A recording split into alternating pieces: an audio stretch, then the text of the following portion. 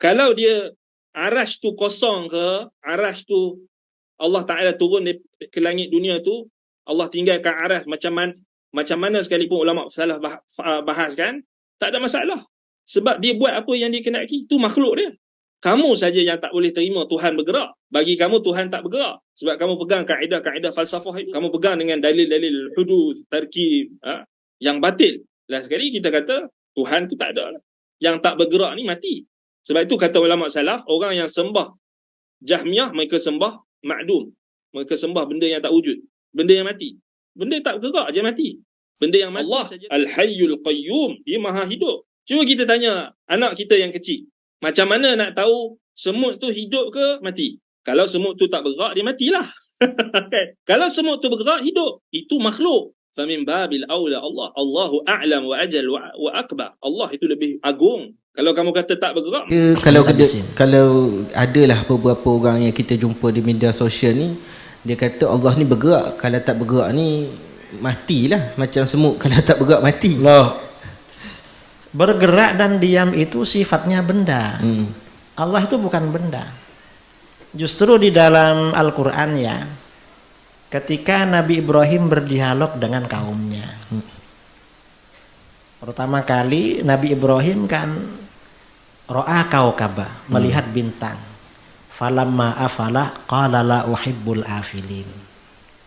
Ketika melihat bintang, Nabi Ibrahim berkata, hadza rabbi, apakah ini Tuhanku, bintang ini. Ternyata lepas itu bintang itu redup, terbenam. Begitu terbenam, kata Ibrahim, la uhibbul afilin, saya agak suka yang terbenam.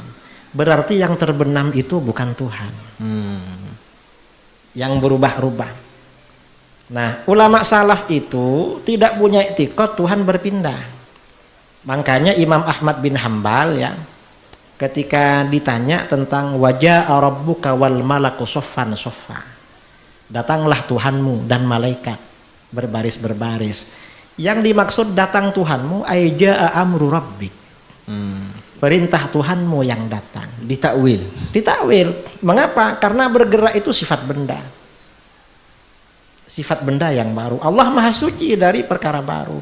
Sama dengan tadi, bintang yang berpindah lalu hilang, itu bukan sifat Tuhan. Karenanya Tuhan itu tidak dikatakan bergerak dan tidak dikatakan diam, karena diam itu sifatnya benda, dan benda ini perkara baru. Lalu sifatnya Tuhan macam mana? Ya, kita berbicara laisa kamitslihi syai', tidak ada sesuatu yang serupa dengan Allah. Atau kita wahdaniyat fis sifat, Allah Maha Esa di dalam sifat. Artinya sifatnya Allah tak sama dengan sifat apapun. Jadi artinya bergerak itu sifatnya perkara baru. Makanya ketika berbicara tentang hadis nuzul, bahwa kan sebagian hadis ya, Tuhan itu turun ke langit pertama di dunia di sepertiga malam terakhir. Itu oleh ulama ditakwil. Mengapa ditakwil? Karena berpindah itu sifatnya benda.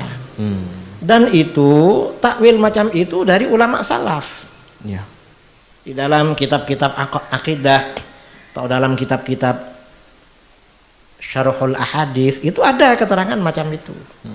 Coba baca di Imam Ibnul Jauzi menulis kitab bertajuk Daf'u Syubahit Tashbih.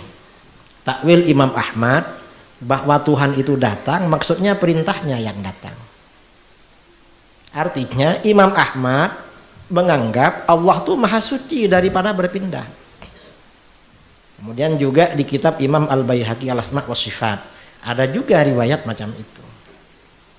Jadi Wahabi ini gak ngerti kalau berpindah itu sebenarnya sudah dinafikan dalam Al-Quran. Kalau berpindah itu bukan sifatnya Tuhan, tetapi sifatnya perkara baru. Seperti kisah Nabi Ibrahim itu. Jadi jelas bahawa Wahabi mengakulah ikut Al-Quran Sunnah, tapi sebenarnya mereka banyak mendustakan Al-Quran dan Sunnah.